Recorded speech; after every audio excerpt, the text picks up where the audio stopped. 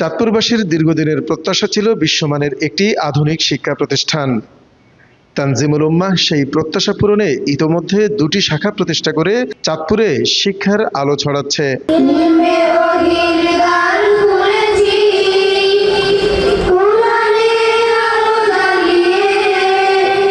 শনিবার চাঁদপুরে তানজিমুল উম্মাহ হিফজ মাদ্রাসা বালক শাখার উদ্যোগে পবিত্র কোরআন সবক প্রদান ও ইফতার মাহফিল অনুষ্ঠানে বক্তারা এসব কথা বলেন।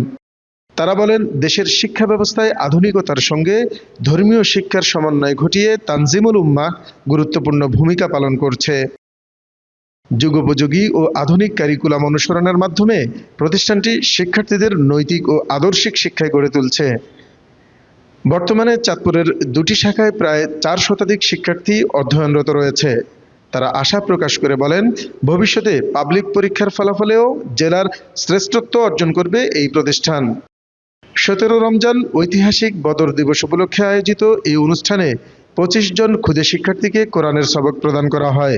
অনুষ্ঠানে শিক্ষার্থীদের সবক প্রদান করেন শাহতলী জিলানী চিশতি কলেজের অধ্যাপক হাফেজ মাওলানা সোহাইল আহমদ চিশতি। বাত ব্যথা, প্যারালাইসিস কিংবা আর্থ্রাইটিস, আধুনিক ফিজিওথেরাপি ও পুনর্বাসন চিকিৎসায় নির্ভরযোগ্য নাম ডিপিআরসি।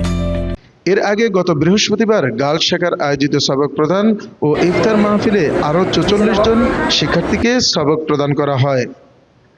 মাদ্রাসার শাখা প্রধান হাফেজ মাওলানা ইমরান হুসাইনের সভাপতিত্বে এবং সহকারী শাখা প্রধান মাওলানা কামরুল ইসলামের সঞ্চালনায় অনুষ্ঠানে প্রধান অতিথির বক্তব্য রাখেন পুরানবাজার ডিগ্রি কলেজের ভারপ্রাপ্ত অধ্যক্ষ লেফটেন্যান্ট মোহাম্মদ শোয়েব।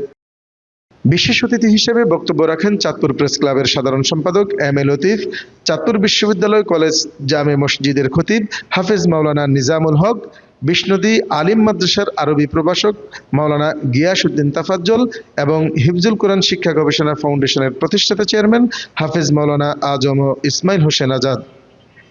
এছাড়া অভিভাবকদের পক্ষ থেকে বক্তব্য রাখেন এনসিপি চাঁদপুর জেলা শাখার আহ্বায়ক মাহবুব আলম, অ্যাডভোকেট সাইফুল মোল্লা এবং ভবন মালিক আবুল হোসেন বকাউল। অনুষ্ঠান শেষে দোয়া ও মুনাজাত পরিচালনা করেন গনি আদর্শ উচ্চ বিদ্যালয় জামে মসজিদের খতিব মাওলানা তাজুল ইসলাম। অনুষ্ঠানে প্রতিষ্ঠানের শিক্ষক, শিক্ষার্থী, অভিভাবক সহ স্থানীয় সুধীজন ও শুভাকাঙ্ক্ষীরা উপস্থিত ছিলেন। মুসাদ্দেক আল আকিব, বাংলা এডিশন, চাঁদপুর।